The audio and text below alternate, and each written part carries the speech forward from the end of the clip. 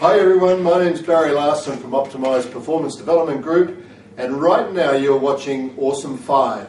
Welcome to the show.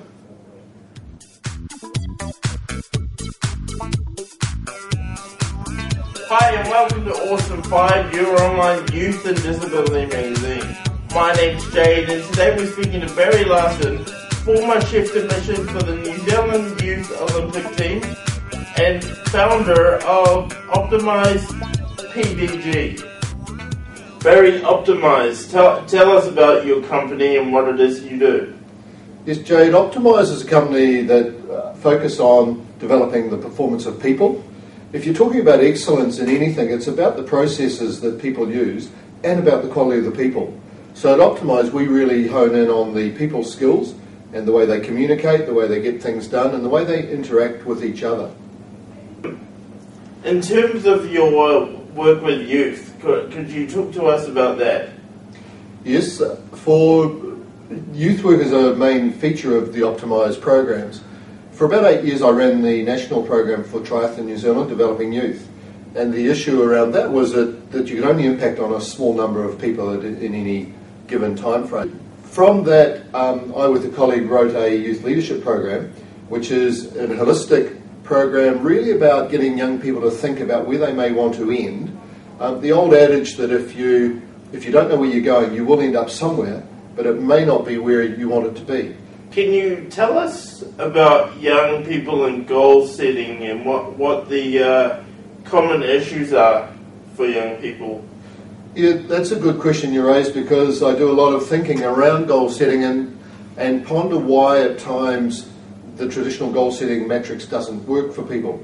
And I think my own view on it is that I think the SMART goal, where goals are going to be specific and measurable, achievable, realistic and time related, is a process for goal setting. And a lot of people have that forced on them or told by teachers, coaches, parents that you must set goals. But what's missing from that matrix is the actual emotional commitment to make the goal a reality. So without that commitment, the goal is meaningless. So motivation, how does that tie in, and how do you develop that? Because goal setting would be a big challenge in itself. But motivation, how do you tackle that in your work? I think that the two are interrelated. If you're not motivated to do something, it comes back to that commitment that I was talking about in terms of goal setting. With anybody, but particularly with young people, I think the key is finding out what they're passionate about, what they're really striving to achieve.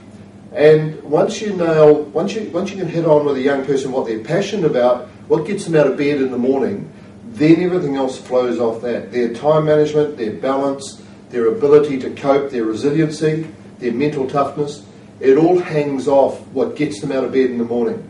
And I think, sadly, in some cases in New Zealand now, there's too many young people who lack that actual focus and direction for a whole variety of reasons. Where does your passion for young people come from?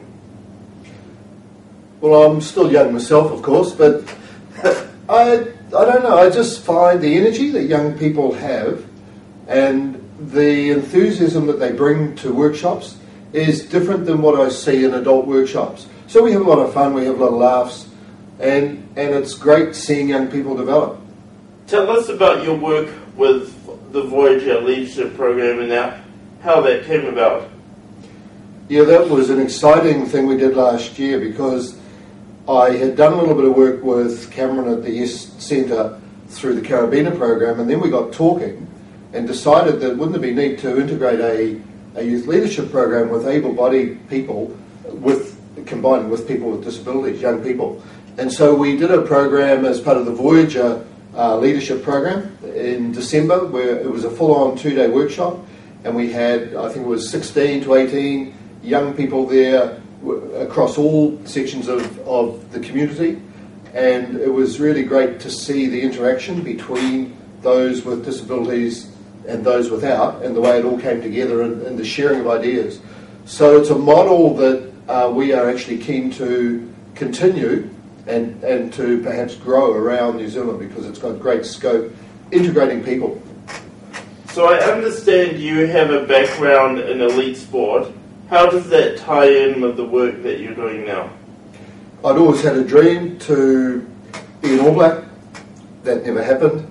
But I did go to the World Triathlon Championships as an age group athlete.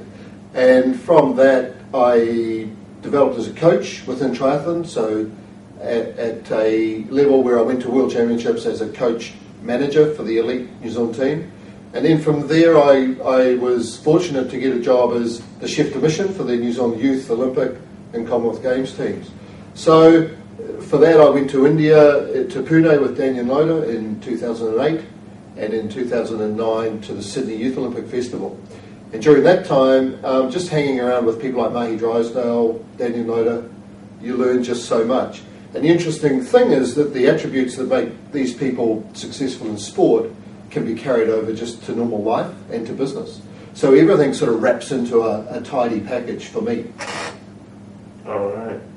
Barry, could you tell us about your involvement with Think One Team? Yes, Jade. Think One Team is an Australian business consultancy. Graham Winter, who drives the program, also has a sporting background, and his philosophy is about getting people working together better across they call it alignment across boundaries. So it's people, whether it's in business or in sport or in family life, connecting and communicating with everybody in their life and on their radar. And it's a very powerful program just that enhances the ability of teams to work better together. So it applies in a youth sector, a sporting sector and a business sector. It's a very exciting program. Right. And we're looking to launch that seriously in New Zealand later in 2011. Look out for that. So Barry, if someone was thinking about getting in touch with you, what kind of people do you work with in a youth sense? People, parents of teenage, the youth, the Optimised Future Leaders program is aimed primarily at 16 to 20-year-olds. So parents of people in that age group can get in touch with me via my website, www.optimizePDG4performancedevelopmentgroup.co.nz. My email is barry@optimizepdg.co.nz, or they can call me 021 977 31. Young people also can just come to me directly. Nice. So Barry, do you have any final thoughts or a message for the people of YouTube?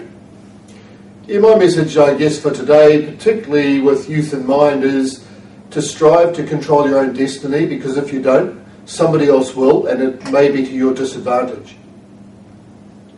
Barry, thank you so much for coming in today. Pleasure, Jade. Thanks for the opportunity. Awesome. That's all we've got time for today's episode of Awesome 5. For extended coverage of Barry's interview, click here. That's all from me. Stay awesome, New Zealand.